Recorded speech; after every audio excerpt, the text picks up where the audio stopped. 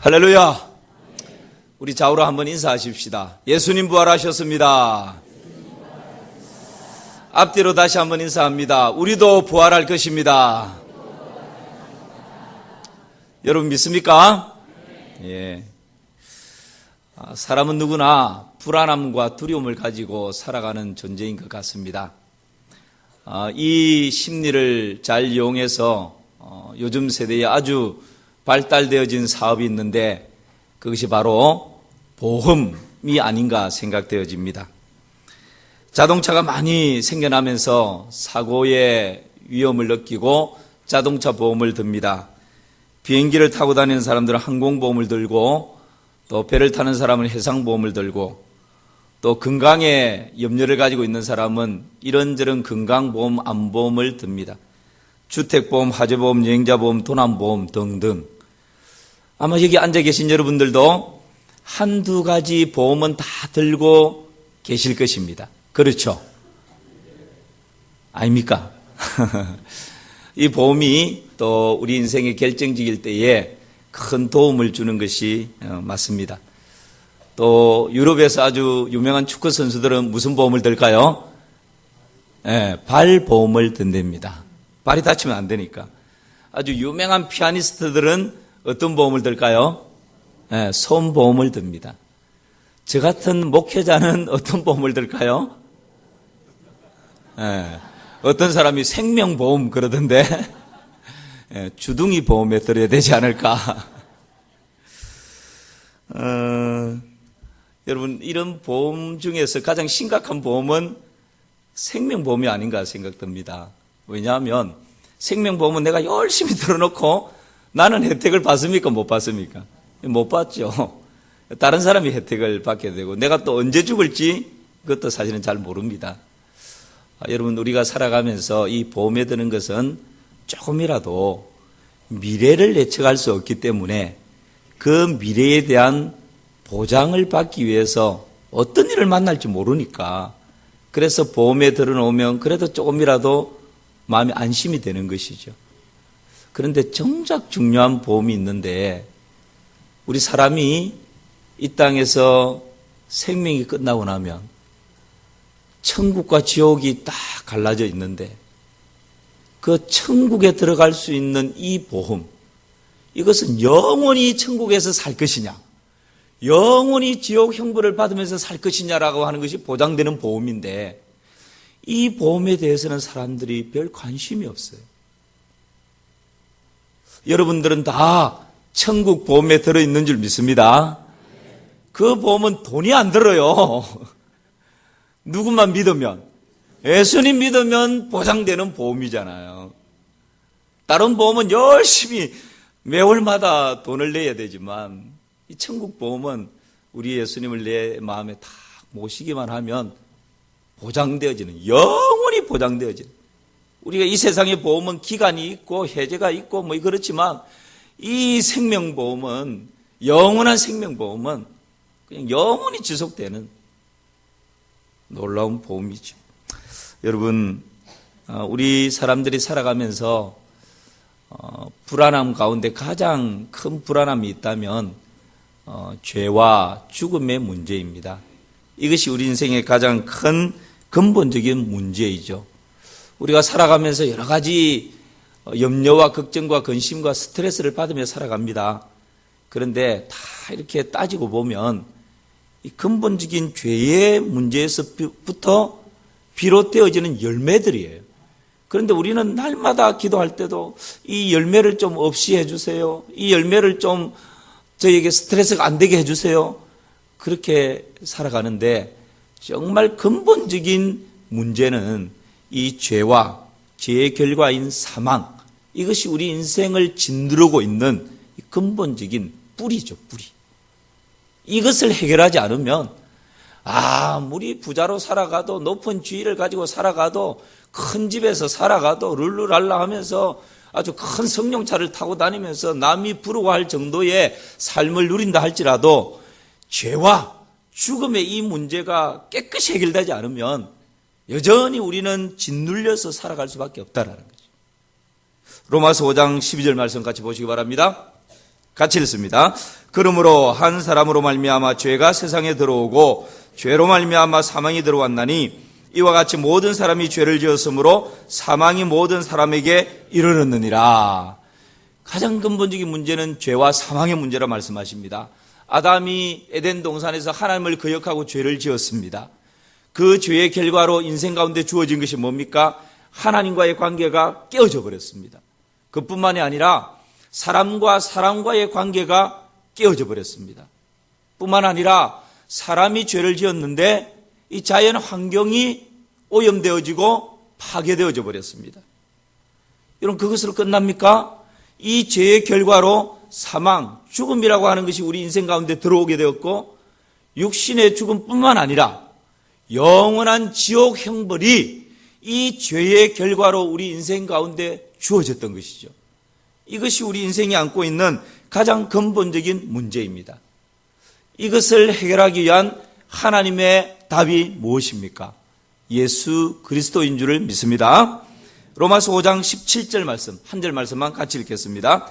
한 사람의 범죄로 말미암아 사망이 그 한 사람을 통하여 왕노릇하였은즉 더욱 은혜와 의의 선물을 넘치게 받는 자들은 한 분 예수 그리스도를 통하여 생명 안에서 왕노릇하리로다. 이 죄와 사망의 악한 마귀 사단이 사망이라고 하는 것을, 죄라고 하는 것을 무기로 삼아서 우리 인생 가운데 군림하고 왕노릇하였는데, 예수 그리스도께서 이 죄와 사망의 문제를 해결해 주시고 예수 그리스도 안에 있는 자에게는 하나님의 은혜가 왕노릇하게 된 것입니다. 여러분 믿으십니까? 이것이 놀라운 은혜이죠. 그렇다면 이 죄와 사망의 문제를 해결해 주신 예수 그리스도, 그분은 어떤 분이십니까? 빌립보서 말씀해 보니까 그분은 근본 하나님의 본체시다, 그렇게 말씀하십니다. 하나님과 동등하신 분이시다 말씀하십니다.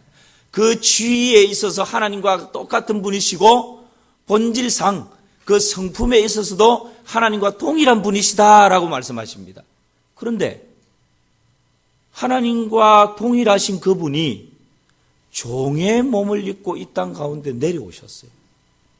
우리와 똑같은 사람의 몸을 입고 이 땅 가운데 내려오셔서 낮아지셨어요. 그리고는 십자가의 온갖 고난을 다 당하시고 수치와 모욕을 당하시고 마침내 십자가에서 피 흘려 살찌져 죽으셨습니다. 여러분, 하나님과 동등하신 그분이 왜 이 땅 가운데 종의 형체를 입고 오셔야 했습니까? 왜 사람의 모양으로 이 땅 가운데 낮아지셔야 했습니까? 왜 고난받으면서 십자가에 살을 찢고 피를 흘려 죽으셔야 했습니까? 그것은 죄의 삭선, 뭐라고요? 예.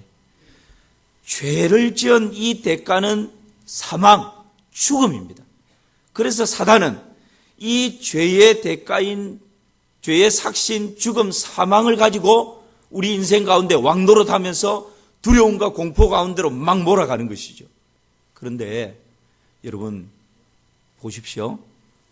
예수님이 하나님과 동등한 분으로 하늘나라에서 그 위치와 그 권위와 그 성품과 하나님과 동일한 분으로 신적인 존재로서 신성만을 가지고 하늘나라에 계신다면 죄의 삭신, 사망, 죽음을 누군가는 지불해야 우리가 살아나는데 이 사망을, 죽음을 감당할 수가 있습니까?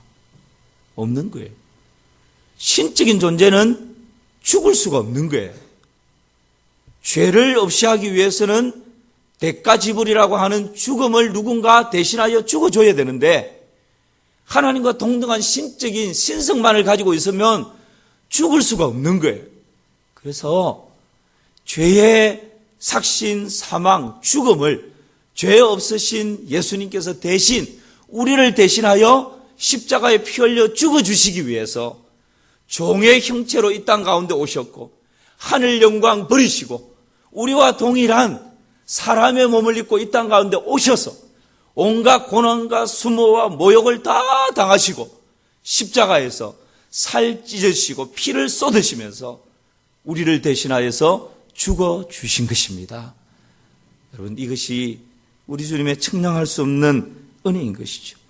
자, 그렇다면 우리의 이 죄의 문제는 예수님께서 십자가에 피 흘려 죽으심으로 해결되었는데, 그러면 사망의 문제, 죽음의 문제는 어떻게 되는 것입니까? 여러분, 사람들은 누구나 다 이 죽음의 관문을 통과해야 되는데 죽음을 좋아하는 사람 아무도 없잖아요. 죽음을 좋아하는 사람이 누가 있겠습니까?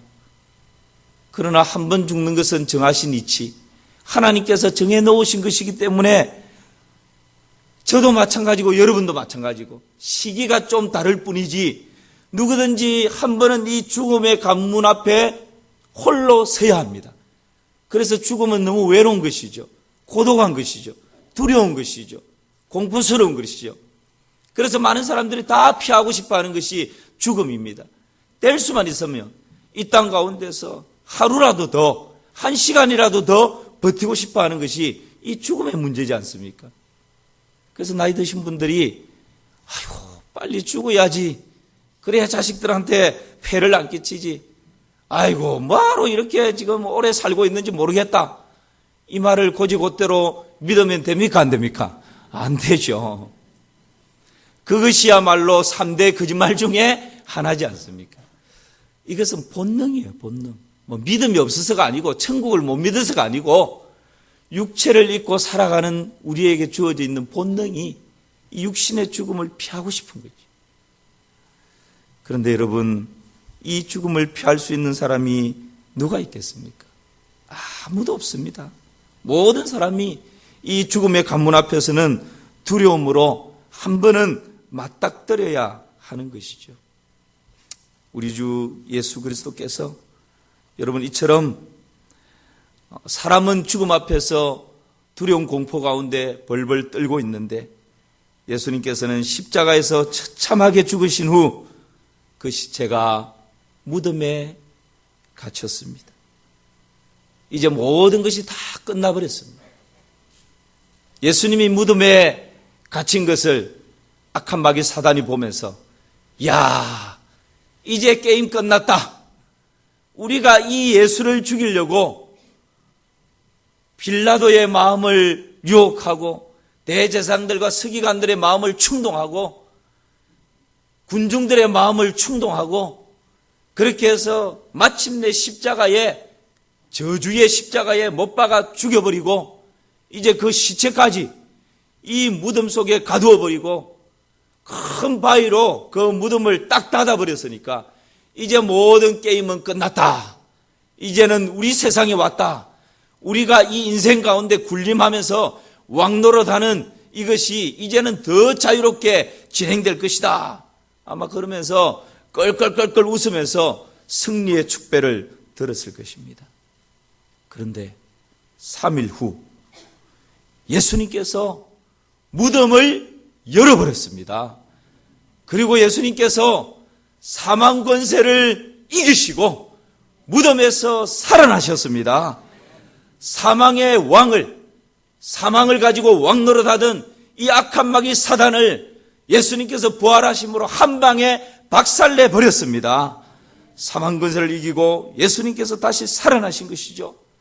예수님께서 이 부활의 첫 열매가 되심으로 저와 여러분에게도 이 부활의 놀라운 소망을 가슴 가득히 선물로 안겨주신 줄 믿습니다. 여러분, 이 소망을 가지고 살아가는 것이, 이 감격 가운데 살아가는 것이 우리 인생의 가장 큰 복이지 않습니까? 그래서 우리는 더 이상 이 세상 가운데 죽음과 사망이라고 하는 것이 우리 인생을 두려움 가운데로, 공포 가운데로 몰아가고 사망이 우리 인생 가운데서 왕노릇하지만 예수 그리스도 안에 있는 우리에게는, 예수 그리스도의 부활의 소망 가운데 있는 우리에게는 결코 사망이 왕노릇할 수 없습니다. 여러분 그렇습니까? 사망이 왕노릇할 수 없는 것입니다. 그래서 사도 바울은 사망아 너의 승리가 어디 있느냐? 사망아 너의 쏘는 것이 어디 있느냐? 사망에 쏘는 것은 죄요, 죄의 권능은 율법이라. 우리 주 예수 그리스도로 말미암아 우리에게 이음을 주시는 하나님께 감사하노라. 할렐루야. 우리 주 예수 그리스도로 말미암아 우리에게 이김을 주시는 하나님께 감사하노라. 그렇게 여러분 선포하고 있는 것입니다. 우리 사망 권세를 이기신 예수 그리스도를 구주와 주로 믿는 우리에게는 더 이상 사망이 왕노릇할 수 없고, 그 사망을 가지고 우리 인생을 좌지우지하려고 했던 사단의 권세에 짓눌릴 수 없는, 그야말로 자유함을 얻고 해방이 된 그런 인생으로 바뀌어지게 된 것이죠. 그러므로 예수님의 부활은 인생들에게 왕노릇하던 사망을 보기 좋게 짓밟아버린 놀라운 사건이었습니다. 예수님의 부활은 사망을 무기로 삼고 인생을 지배하던 마귀를 한 방에 박살내버리는 놀라운 반전의 사건이었습니다. 예수님의 부활은 사망의 두려움과 공포에 휩싸여 있던 인생들에게 부활의 생명을 선물로 안겨주었던 사건이었습니다. 예수님의 부활은 인생들에게 최고의 슬픔이었던 죽음의 이별을 천국에서 다시 만나자고 하는 그러한 선물로 바꾸어 놓았습니다. 예수님의 부활은 인생의 짐이 너무 무거워서 그 인생의 한 모퉁이에서 주저앉고 싶어하는 그 사람들에게 희망의 노래가 되었습니다. 우리 주 예수 그리스도의 부활은 영적으로, 정신적으로, 육체적으로 너무나 고통스러운 가운데 삶의 끈을 놓아버리려고 하는 그 사람들에게 다시 일어나서 걸어갈 수 있는 소망의 끈이 되었던 것입니다. 여러분, 이것이 우리 인생 가운데 주어져 있는 예수 그리스도의 놀라운 부활의 선물인 줄을 믿습니다. 사랑하는 성도 여러분, 복음이 무엇입니까? 복음은 예수님의 죽으심으로 우리 인생의 가장 근본적인 문제인 죄의 문제가 해결된 것입니다. 예수님께서 사망 권세를 이기고 다시 부활하심으로 우리 인생의 가장 두려움의 존재였던, 왕노릇하였던 죽음의 문제가 해결된 것입니다. 그리고 예수님이 부활의 첫 열매가 되심으로 우리도 다시금 부활의 생명체를 얻게 된 것, 이것이 변함없는 완전한 복음입니다. 이 복음을 우리 가슴에 가득 안고 살아가는 저와 여러분 되시기를 주님의 이름으로 축원합니다. 그렇다면 이 부활의 기쁨과 감격과 소망을 가진 우리가 부활 이후 어떻게 살아가야 합니까? 여러분, 예수 그리스도의 이 부활을 이웃들에게 증거하며 살아가야 합니다. 사도들은 이 그리스도의 죽으심과 부활을 목격하고 우리는 이 일의 증인이다. 증인은 순교자다, 그 말입니다. 이것을 증거하기 위하여 나는 순교자가 되어도 괜찮다, 그런 의미죠. 사도들은 그리스도의 부활의 증인으로 살아가는 그 일에 가정 고난이 있었지만 우리가 보고 들은 것을 말하지 않을 수 없다라고, 내가 보았고 내가 들은 이 놀라운 사건을 사람들에게 말하지 않을 수 없다라고 그렇게 부활의 증인으로 살아갔습니다.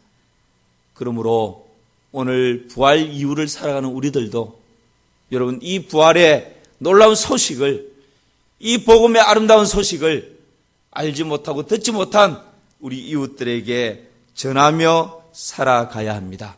이것이 우리에게 주어져 있는 마지막 때의 놀라운 사명인 줄 믿습니다. 그래서 오늘 우리 교회는 이 부활 주일날 계란을 가지고 우리 이웃들에게 복음을 전하기 위하여서 나갈 것입니다. 1시 30분까지 점심 식사를 하시고 집에 가실 생각하지 마시고 다른 데 빠져서 그냥 다른 일 하시려고 생각하지 마시고 오늘만큼은 점심 식사 맛있게 다 하시고 차 한잔 드시고 1시 30분까지 다 본당으로 모이시기 바랍니다. 그래서 여러분 앞에 보니까 계란을 참 많이 가져다 놓으셨는데 가정당 한 판 이상씩 다 지금 내놓으신 거죠? 예, 이것을 예쁘게 포장해서 오늘은 우리 이웃들에게 계란을 가지고 부활의 기쁜 소식을 전하는 이 일들을 하게 될 것입니다. 원래 우리 교회가 모여서 기도하고 흩어져서 전도하자라는 표를 가지고 달려가는데, 여러분 요즘 부흥의 이후에 우리 교회 안에 하나님께서 서서히 뭔가 일하심이 일어나고 있는 것을 아십니까? 아십니까? 화요일마다 화요전도대가 이전과 눈빛이 달라졌습니다. 한 40여 명 모여서 기도하고 밖으로 나가면 1시간 반 이상씩 열심히 전도하고 들어와서, 이전에는 그냥 전도하고 각자 집으로 흩어졌거든요. 들어와서 전도 보고를 하는데 약속한 사람이 몇 사람이 있습니다. 대화를 이렇게 나누었고 이렇게 전도를 하고 그 보고하는 내용들을 들으면서 놀라운 일들을 경험하게 됩니다. 여러분 매일 오후 2시가 되면 우리 여전도의 각 기관마다 돌아가면서 한 전도회씩 나와서 전도를 하는데, 거기에 고정적으로 자원하는 사람들이 함께 있습니다.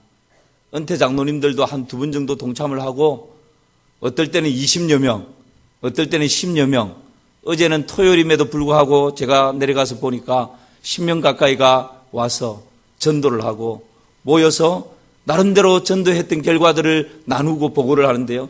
거의 2시부터 4시 가까이 전도하고 그렇게 또 나눔을 가지는데, 제가 최 목사님한테 들어보니까 나눔이 너무 진지하고 좋아가지고 1시간 가까이 전도 결과를 나누느라고 지금 교회에서 이런 일들이 일어나고 있습니다.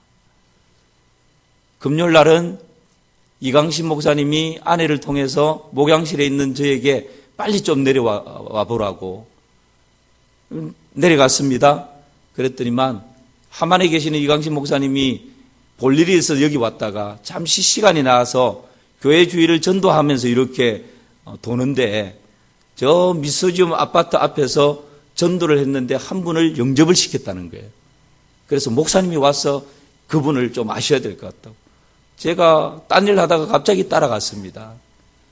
그분을 만나서 이런저런 얘기를 하다 보니까 우리 교인들이 전도지도 많이 건네고 많이 이렇게 작업을 해놓은 분이에요. 오늘 나오려고 했는데 친정 어머니가 포항에 기부스를 하는 바람에 오늘은 어쩔 수 없이 거기 가야 되고 다음 주에는 교회에 나오겠다고 약속을 했습니다. 여러분, 제가 이것을 보면서 담임 목사가 느낀 게 뭔지 아십니까? 지금 여러분 밤 8시만 되면 구역마다 저 사무실에서 손뼉 치면서 찬양하고 기도 소리가 울려 퍼집니다. 본당에서는 기도하시는 분들이 자율적으로 나와서 하나님 앞에 기도합니다. 제가 본 결과로는 한 번도 불이 꺼진 적이 없습니다. 제가 느끼는 것은요, 하나님의 교회가 우리 개인도 마찬가지입니다. 하나님이 관심을 가지고 있는 거기에 내가 조금만 완전 반대로 했던 나의 채널을 조금만 이렇게 맞추어 가면 하나님께서 바라보시는 그 시선에 그냥 시선을 돌리고 있던 내 시선을 조금만 이렇게 맞추려고 좀 흉내만 내도 하나님의 피 맺힌 그 소원에 내가 조금이라도 보답하고 싶어서 내 마음을 조금이라도 좀 동참하려고 흉내만 내어도 우리 하나님께서 플러스 알파의 은혜를 부어주시는 줄 믿습니다. 여러분, 우리가요 죽을 때까지 내 관심, 내 시선이 머무는 곳, 내가 해야 되는 그 일에만 하나님 관심 필요 없고 하나님 피 맺힌 소원 필요 없고 하나님의 시선이 어디에 머무는지 관심 없고 그저 나의 관심, 나의 시선, 나의 소원 거기에만 집중해서 살아가면 그것은요 모래 위에 지은 성과 같은 것입니다. 그런데 교회가 정말 조금만 채널을 이렇게 맞추어 가니까 세상에 함안에 있는 목사님을 데려다가 전도를 시켜서 연결을 시켜주지 않습니까? 할렐루야! 이것이 여러분 하나님의 일하시는, 그래서 저는 그걸 경험하면서 뭔가 이렇게 머리끝부터 찝핏하면서 하나님께서 지금 이 담임 목사가 뭐 하자 해서 되는 게 아니에요. 사실은 하나님께 우리 교회가 뭔가 이게 조금 하나님의 관심에 채널을 조금 이렇게 맞추려고 삑삑삑삑 지금 이렇게 소리만 내고 있는데 하나님께서 교회 저변에서 지금 뭔가 움직이고 계시구나. 하나님이 움직이고 계시구나. 하나님이 일하고 계시구나. 마침내 이것이 큰 파도처럼 일어나게 되는 그런 놀라운 은혜가 있을 줄 믿습니다. 그래서 여러분, 우리가 매년 맞이하는 부활절, 하나님이 가장 기뻐하시는 부활절이 뭘까요? 야, 계란 받았으니까 오늘 맛있게 계란 까먹자. 이 소금이 왜 이래 이거? 아이고 원래는 이 군 소금을 했네. 그거 더 맛있네. 그냥 우리가 즐기고 끝나는 것이 아니라 이 부활의 기쁜 소식을, 우리 인생의 죄와 사망의 문제를 해결하신 우리 주 예수 그리스도를 계란 하나 나누면서 이웃에게 전하는, 이것이 여러분 진짜 하나님의 놀라운 은혜이지 않습니까? 하나님의 관심이지 않습니까? 왜 부활절만 되면 죄 없는 계란을 이렇게 삶아대는 것일까요? 그는 계란이 이 부화하면서 이 병아리가 이렇게 계란 껍질을 깨고 나오는, 이것이 뭔가 생명의 탄생을 알리는 그런 상징적인 의미가 있습니다. 그런데 이런 이야기가 있었습니다. 십자군 전쟁 때 로잘린이라고 하는 부인이 있었는데 남편이 전쟁터에 나가서 죽었다는, 전사했다는 소식을 듣게 됩니다. 너무 실망한 이 로잘린이라고 하는 이 부인이 그냥 하루하루를 슬픔으로 지나고 있는데 그 동네에 또 못된 사람이 있어가지고 그 부인 혼자 있는데 재산을 다 갈취를 해가지고 그 동네에서 쫓아내버렸어요. 전전긍긍하다가 이 부인이 조그마한 시골 마을에 가서 정착을 하게 됩니다. 부활주일이 다가왔습니다. 동네 어린 아이들을 모아가지고 내일은 부활주일인데 내가 너희들에게 선물을 주고 싶다. 너희들이 나무 하나씩을 다 정해서 거기에 이런 둥지를 만들어 두어라. 그러면 내일 아침 너희들이 만들어 두었던 그 둥지에 내가 예쁜 알을 딱 선물로 한 바구니씩 놓아주겠다. 아이들이 다 둥지를 만들어 놓았습니다. 로잘린 부인이 밤새 그 계란을 삶아서 계란 하나하나에 행행색색에 평소에 자기가 잘 그렸던 그림을 하나하나 다 그렸습니다. 그리고 자기 집안의 가훈이었던 내 이웃을 내 몸과 같이 사랑하라고 하는 그 글씨를 새겨서 스티커를 만들어서 나무 밑에 다 놓아두었어요. 다음날 아침에 아이들이 와서 그 선물을 보고는 너무 기뻐하고 즐거워했습니다. 그리고는 한 소년이 그 바구니를 가지고 친척집으로 가다가 가는 중에 부상을 당한 병사 한 사람을 만나게 됩니다. 그래서 그 병사에게 이 계란을 나누어 주게 되죠. 그 병사가 이 계란을 받고는 깜짝 놀랍니다. 이 행행색색의 계란에 그려져 있는 그림을 보니까 평소 내 아내가 즐겨 그리던 그림이었어요. 그리고 내 이웃을 내 몸과 같이 사랑하라고 계란 하나하나에 붙어 있는 이 메시지를 보니까 이것은 우리 가정의 가훈으로, 이 가장이, 남편인 가장이 정해두었던 가훈이었던 것이죠. 그 이후로 부활절날 계란은 사랑의 상징이 되었다라는 전설 따라 삼천리와 같은 이야기가 지금도 전해 내려옵니다. 여러분, 이 부활절 우리 계란 하나 이웃들에게 나누지만 이 계란 하나가 접촉점이 되는 것이고 그 이후에 그 의미는 예수 그리스도의 죽으심과 부활을 전하는 매개체가 되는 것이죠. 오늘 예수께서 가라사대 나는 부활이요 생명이니 나를 믿는 자는 죽어도 살겠고 무릇 살아서 나를 믿는 자는 영원히 죽지 아니하리라. 이것을 믿으십니까? 이 믿음 가지고 부활 이후 부활의 증인으로 살아가는 우리 마산3일교회 모든 성도들 되시기를 주님의 이름으로 축원합니다.